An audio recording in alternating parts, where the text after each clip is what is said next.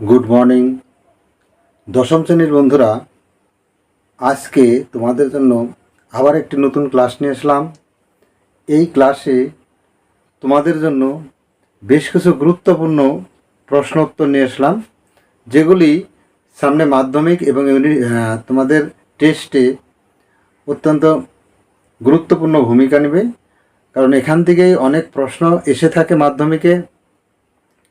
ভিডিওটি না টেনে তোমরা অবশ্যই সম্পূর্ণ ভিডিও দেখবে এবং পারলে সমস্ত প্রশ্ন লিখে নেবে। আর এখনও যারা চ্যানেলটি সাবস্ক্রাইব করোনি তাদের কাছে অনুরোধ, তাড়াতাড়ি সাবস্ক্রাইব করে নাও, তাহলে সঙ্গে সঙ্গে সমস্ত ভিডিও তোমাদের কাছে চলে যাবে। আর বিভিন্ন সোশ্যাল মিডিয়া অর্থাৎ হোয়াটসঅ্যাপ, ফেসবুক এগুলোতে তোমরা শেয়ার করবে, যাতে তোমাদের বন্ধুরা যারা আছে মাধ্যমিক দেবে তাদের জন্য এই প্রশ্ন অত্যন্ত গুরুত্বপূর্ণ এবং তাদের জন্য উপকারে লাগে। তো দেখে নাও আজকে কি প্রশ্ন তোমাদের জন্য আছে। এক নম্বরে আছে, নারী কর্ম মন্দির কে প্রতিষ্ঠা করেন? নারী কর্ম মন্দির কে প্রতিষ্ঠা করেন? এটি প্রতিষ্ঠা করেন চিত্তরঞ্জন দাসের বোন, দেশবন্ধু চিত্তরঞ্জন দাসের বোন উর্মিলা দেবী। কে? উর্মিলা দেবী এই নারী কর্ম মন্দির প্রতিষ্ঠা করেন। দুই নম্বরে আছে, বঙ্গমাতার নাম ভারত মাতা কে রাখেন বা কে দেন? এটা হলো ভগ্নী নিবেদিতা। ভগ্নী নিবেদিতা। তিন নম্বর মামলায়, ডিনামাইট মামলায় কে অভিযুক্ত হন বা কোন বিপ্লবী নারী ডিনামাইট মামলায় অভিযুক্ত হয়েছিলেন? এইভাবে প্রশ্ন দিতে পারে। তাহলে এটি হবে কল্পনা দত্ত। কল্পনা দত্ত। এরপরে চার নম্বর আছে, বাংলার গভর্নর স্ট্যানলি জ্যাকসনকে কে হত্যা করার চেষ্টা করেন? বাংলার গভর্নর স্ট্যানলি জ্যাকসনকে কে হত্যা করার চেষ্টা করেছিলেন? এটি হবে বীণা দাস। বীণা দাস। পাঁচ নম্বরে, বঙ্গভঙ্গের সময় রাখিবন্ধন উৎসবের ডাক দেন কে? রাখিবন্ধন উৎসবের ডাক দেন রবীন্দ্রনাথ ঠাকুর। রবীন্দ্রনাথ ঠাকুর। দেখো, প্রত্যেকটি প্রশ্ন আমি সঠিক উত্তর করে দিয়েছি। তোমাদের বিভিন্নভাবে প্রশ্নগুলি আসে পরীক্ষায়। মূলত অপশান প্রথম থাকে, 4টি করে অপশান দেওয়া থাকে, সেখানে সঠিক উত্তর বেছে নিতে হবে, কিংবা শূন্যস্থান পূরণ থাকে, ডান দিক বা দিক মিলানো থাকে। তো তোমরা সঠিক উত্তর যদি জানা থাকো বা জেনে রাখো, তাহলে অবশ্যই তোমরা প্রশ্নের উত্তর যেভাবেই দিক তোমরা প্রশ্নের উত্তর দিতে পারবে। 6 নম্বরে, ভারতী পত্রিকার সম্পাদক কে ছিলেন? ভারতী পত্রিকার সম্পাদক ছিলেন সরলা দেবী চৌধুরানী। এটি বঙ্গভঙ্গের সময় প্রকাশ হয়েছিল ভারতী পত্রিকা। সেই পত্রিকার সম্পাদক ছিলেন সরলা দেবী চৌধুরানী। 7 নম্বর আছে, ভয়েস অফ ফ্রিডম প্রতিষ্ঠিত হয় কোন সময়? ভয়েস অফ ফ্রিডম প্রতিষ্ঠিত হয় ভারত ছাড়ো আন্দোলনের সময়। ভারত ছাড়ো আন্দোলনের সময় এই ভয়েস অফ ফ্রিডম প্রতিষ্ঠিত হয়েছিল। 8 নম্বর আছে, ভারতের মার্গারেট থ্যাচার কে বা কাকে ভারতের মার্গারেট থ্যাচার বলা হয়? তাহলে এর উত্তর হবে ইন্দিরা গান্ধী।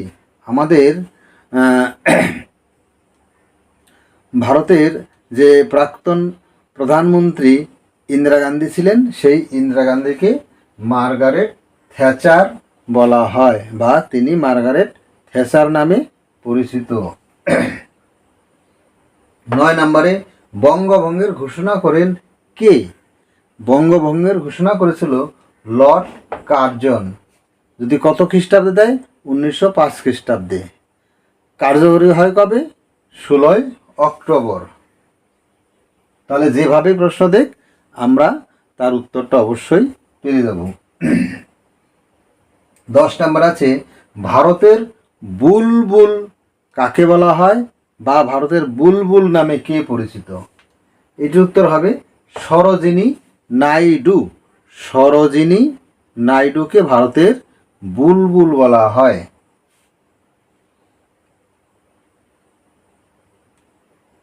11 নম্বরে সর্বভারতীয় মহিলা কংগ্রেসের মুখপত্র কি? সর্বভারতীয় মহিলা কংগ্রেসের মুখপত্র ছিল রোশনি। মুখপত্র মানে হলো খবরের কাগজ, সংবাদপত্র। অর্থাৎ যে মহিলা কংগ্রেস সর্বভারতীয় ছিল বা তারা যে সংবাদপত্র প্রকাশ করেছিল তার নাম হলো রোশনি। অর্থাৎ মুখপত্র যেখানেই থাকবে তার মানে হলো সংবাদপত্র, এটা মনে রাখতে হবে। 12 নম্বরে ভারত ছাড়ো আন্দোলনের মূল স্লোগান কি ছিল? ভারত ছাড়ো আন্দোলনের মূল স্লোগান ছিল করেঙ্গে ইয়া মরেঙ্গে। করেঙ্গে ইয়া মরেঙ্গে, অর্থাৎ দেশ স্বাধীন করব অথবা প্রাণ বিসর্জন দেব বা মরে যাব। এই ধ্বনিটা দেন গান্ধীজি। কে দেন? গান্ধীজি। 13 নম্বর আছে কে কোথায় তাম্রলিপ্ত জাতীয় সরকার গড়ে তোলেন?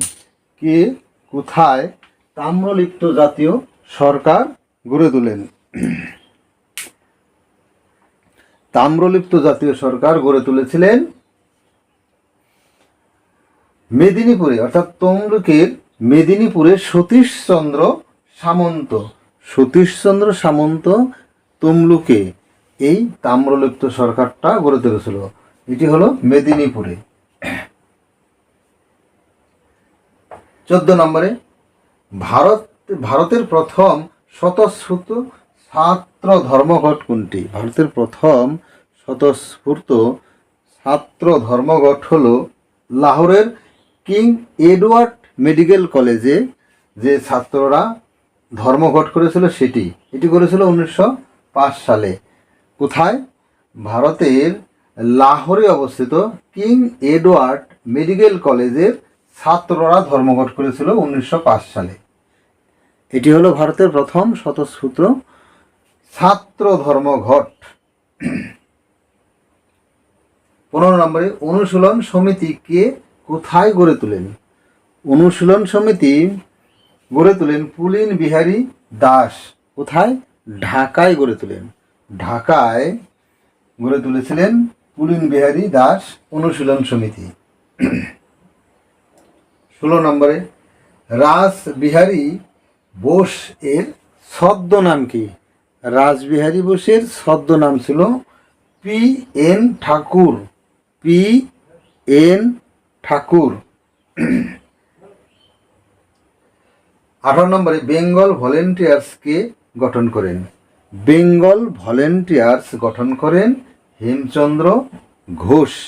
হেমচন্দ্র ঘোষ।